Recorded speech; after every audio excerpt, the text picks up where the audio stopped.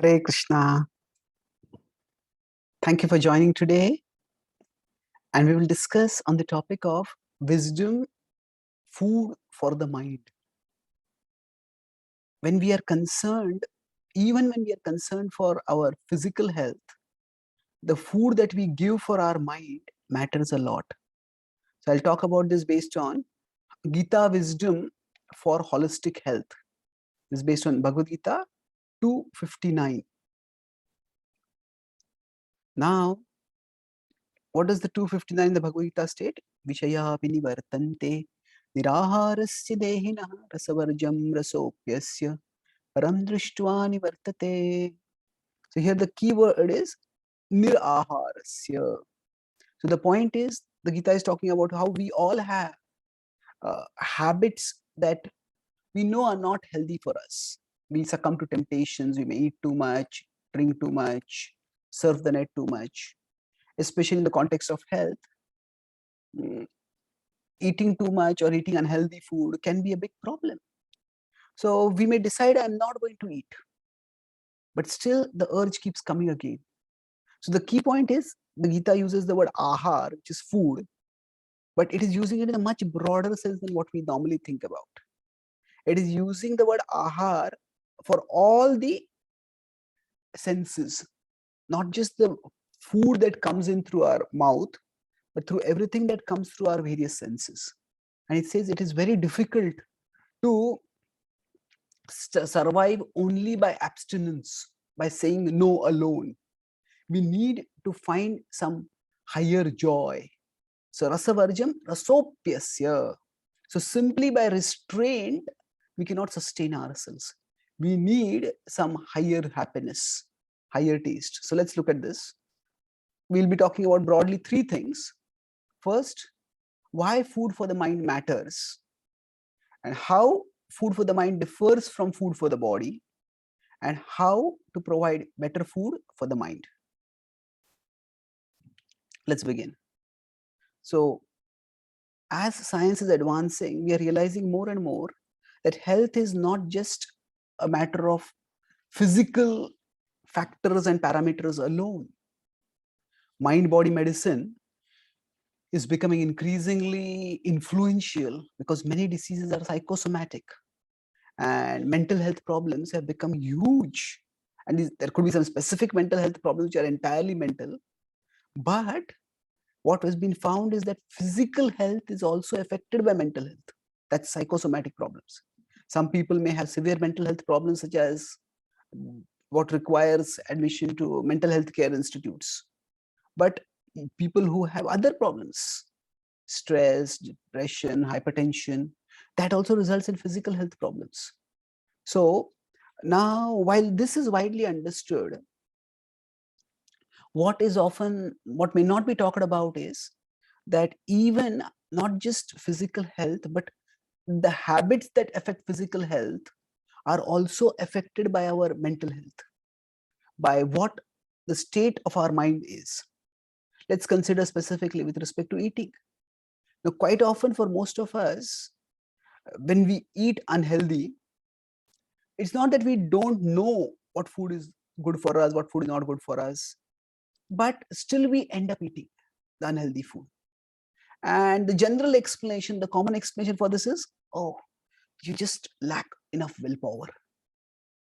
You just need to be strong-willed and don't eat too much.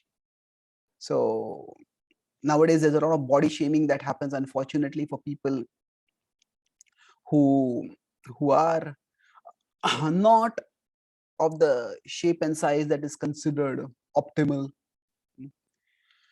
While unfortunately, we have learned to avoid naming and shaming people based on their race or religion or community or other such demographics, but somehow shaming people based on their physical size is not uncommon.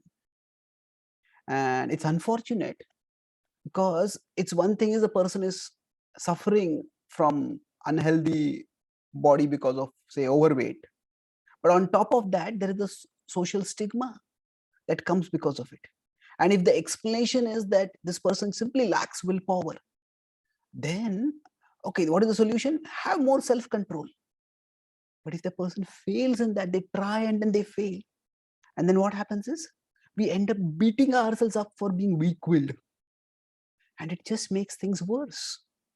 So we feel bad about our appearance. We feel bad about because of what people are saying about us. And we feel bad because of what our mind is saying, beating us up. You're so weak-willed. It's an extremely miserable place to be in. And we don't have to be in such a place. Yes, willpower is one factor in why one may be having unhealthy eating habits. But that is not the only reason. A deeper explanation is why somebody may eat unhealthy is because they are in inner discomfort and distress. And they seek comfort food. We often eat something because something is eating us inside. Some anxiety, some unresolved issue, some unfulfilled longing. And these are eating us. They are making us so uncomfortable internally that we need desperately some relief. And we often seek that relief in food, in comfort food. And what makes things worse is that comfort food is very aggressively marketed in today's world. It is often very easily available, and it does provide comfort. Foods which are heavy in sugar and salt and oil, they are unhealthy, but they provide instant relief, they provide instant comfort.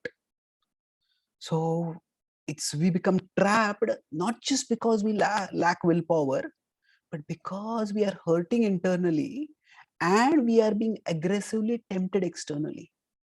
So what we need, if we understand that the problem is that something is eating us inside, the problem is discomfort and distress inside, then our attitude toward the solution also shifts.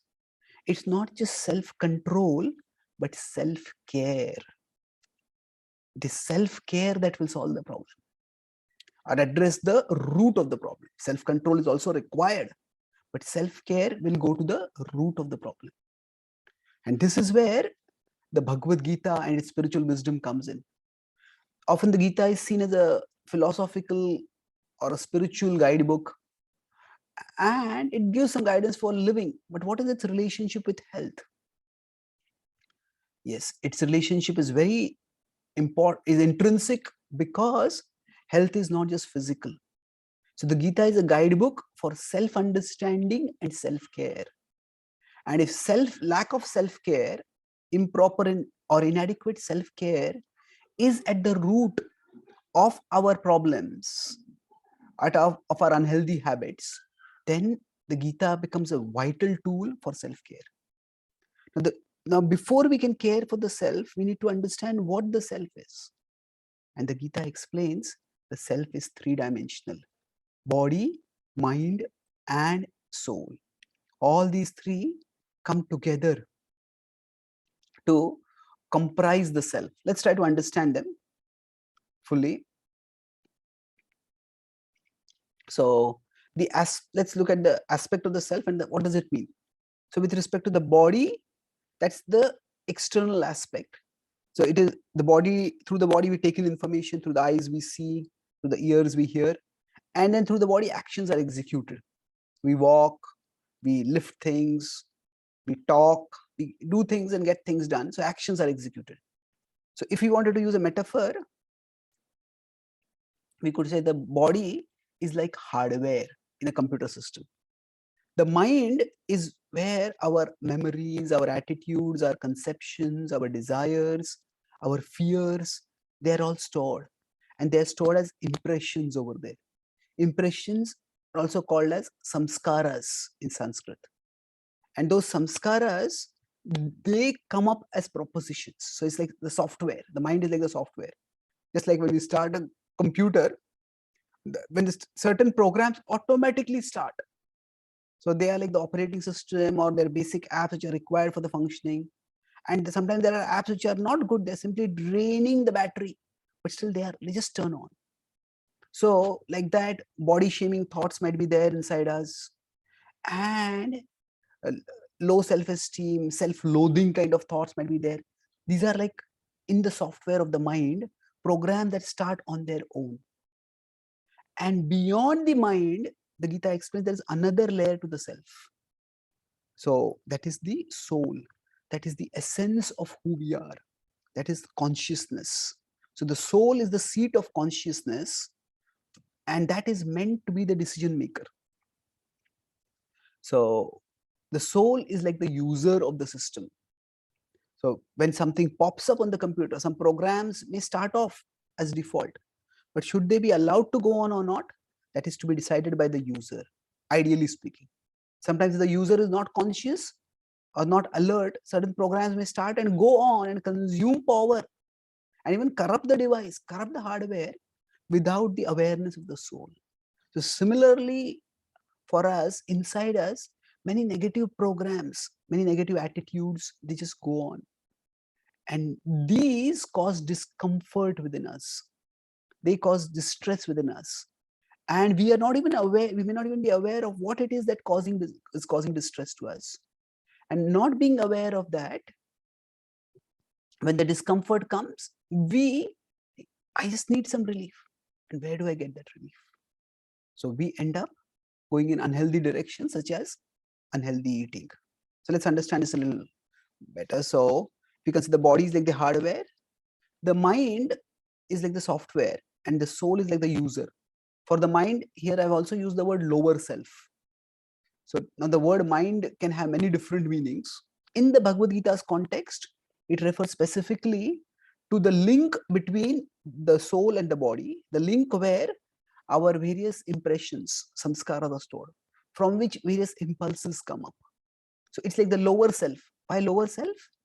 Because this is the part of us, this is something inside us. So in that sense, it is a part of ourself, but it drags the self lower.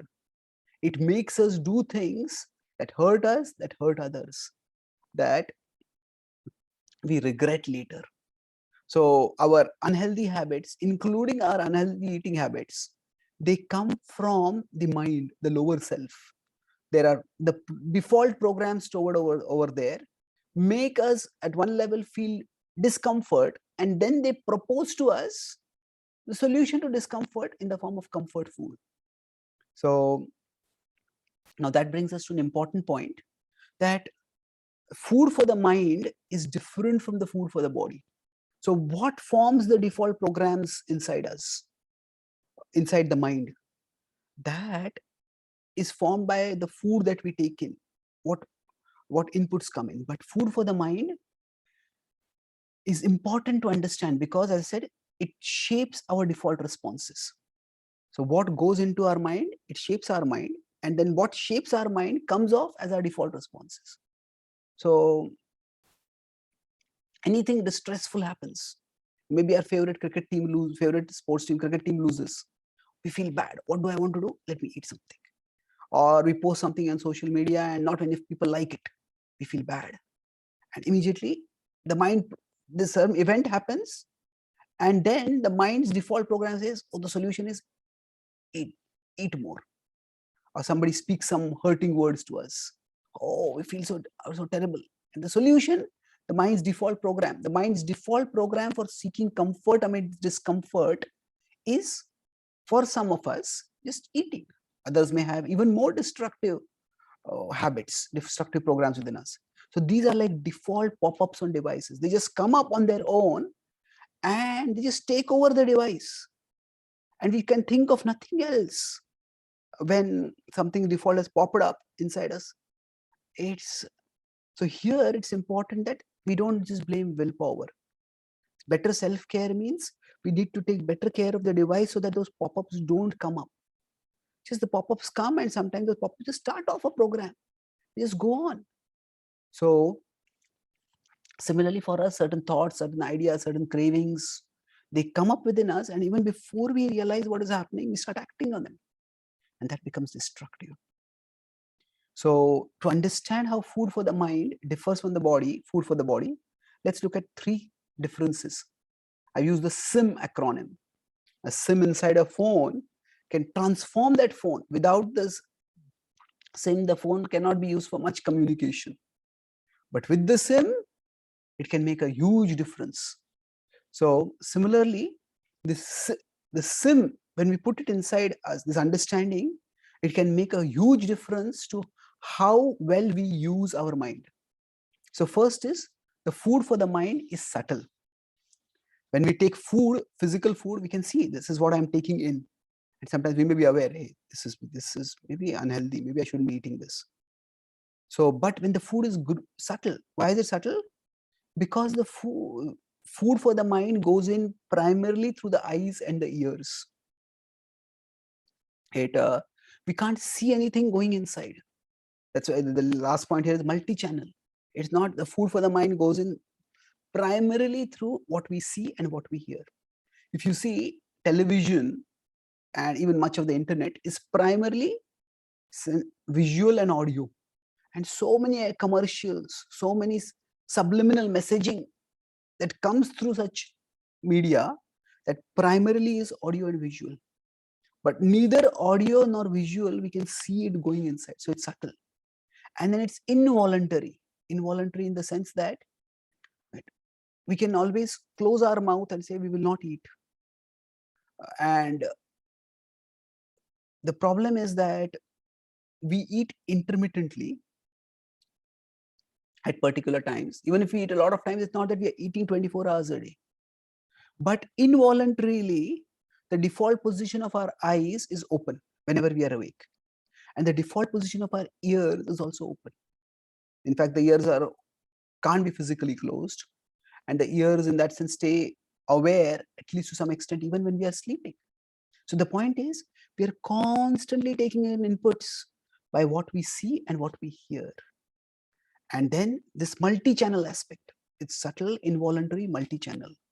So we are constantly taking in food, and that is shaping our conception of ourselves, our conception of what we are meant, what we should do, and our conception of the world at large. So that's why it's vital for us to change the kind of food we take in. So now let's look at the last part, how to provide better food for the mind. To best manage the mind, we need to have a view from above. View from above means that this is the body, this is the mind, this is the soul. So it's best to ascend to the spiritual level to understand what is going on with the mind. If somebody's in the middle of the war, there's a big war going on and they're fighting. It's important to fight at a practical level in a war. But if somebody wants to do strategic planning, then if they're right in the middle of the war, they can't see the big picture. On the other hand, there is a helicopter or a plane going overhead, and they observe, okay, the troops are stronger in this area, the opposite troops are weaker in this area.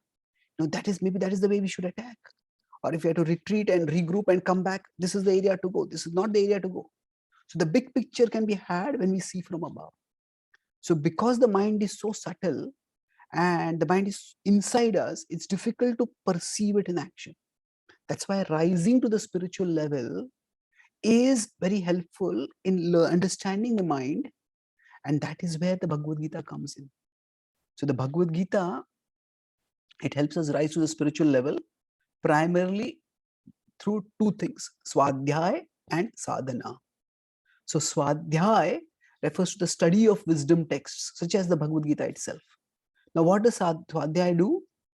It explains what the mind is, how it works, and how we can make it work for us, not against us.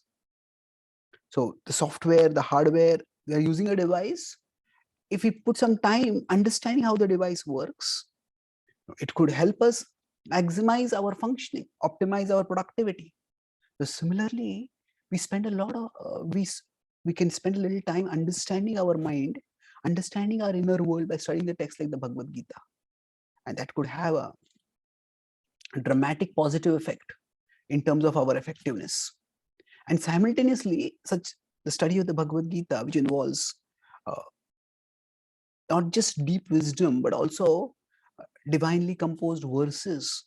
That wisdom itself and the verses that convey that wisdom, they are good food for the mind. So when they go in, they create positive impressions. And the Gita also recommends sadhana in the form of yoga, in the form of japa. So yajnanam japa yajñosmi, the 1025 in the Bhagavad Gita, Krishna says. So what do such spiritual practices, specifically like meditation or mantras does? At one level, mantras are very powerful sound vibrations, and they go in through our ears. We utter them through our tongue, they go in through our ears. So they are like a superfood that reshapes the mind, that strengthens and nourishes the mind, and helps it act in a way that is healthy for us. So it's like completely cleaning the software, a powerful antivirus program that cleans the software. So mantras are like that. And not only are mantras superfood for the mind, they also help in another way. When we try to meditate, what happens is we're not doing much physically. And that's why we start paying more attention to the mind. And then we start noticing its movements. Sometimes we may not even be able to restrain the movements of the mind. We want to focus on one thing, but the mind keeps going here and there. However, even if we don't succeed in restraining the mind, still we become aware, oh, it's moving. And then we get it back whenever we become aware. So that itself makes us more aware. And that heightened awareness of the mind's movements continues with us even after we have stopped meditating for the rest of the day. And then that makes us aware when the mind starts opening the pop-up. Come on, when you're feeling uncomfortable, eat some comfort food. Oh, no, maybe that is not the solution. Maybe I can just take a few deep breaths. Maybe I can chant a few mantras. Maybe I can read some wisdom texts. That will make me feel better in a healthier way. I don't have to simply munch food to feel better. So in this way, the food that we give for the mind can empower us internally and thereby help us choose the food for the body more judiciously and thereby live in a way that fosters health. So I'll summarize, discuss three main points. First is why food for the mind matters. Because physical health is shaped also by the state of our mind. And our eating patterns are determined not just by which food is healthy, but which food gives us comfort. And if we think of healthy eating only in terms of self-control, if we fail, then we will feel triply bad. Because first of all,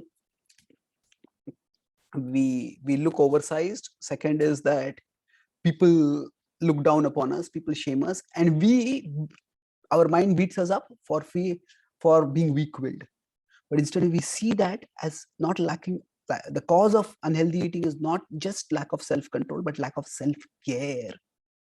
It's because our mind is making us uncomfortable within.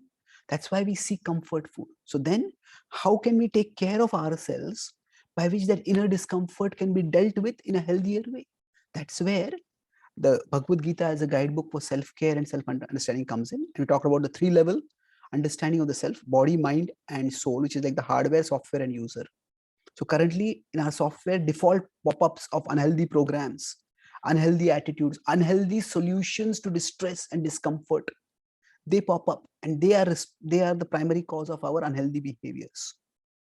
So the solution is, so now mental food is different from physical food in three ways. The SIM acronym, it's subtle, involuntary, and it is multi-channel. So that what we need greater awareness. And then we discussed how to deal with it. Go above the mind. While fighting a war, to do strategic planning, see it from above. So we rise above the mind to the spiritual level by the Gita's resources, which are primarily two, Swadhyay and Sadhana. Thank you very much. Hare Krishna.